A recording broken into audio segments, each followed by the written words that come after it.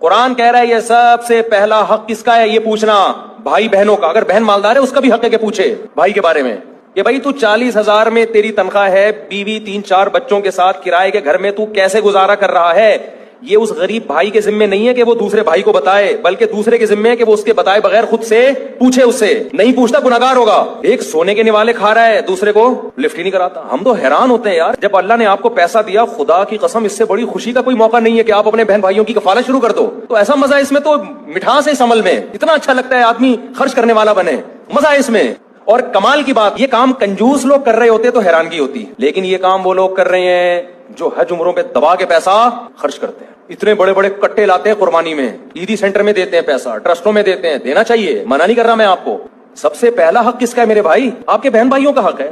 اور اگر اگلا مانگ لے تو جیسے نیمو نچوڑ ہوتا ہے نا، اس نے 900 روپے مانگے تو گن کے 1000 کا نوٹ دے کے 100 روپے واپس.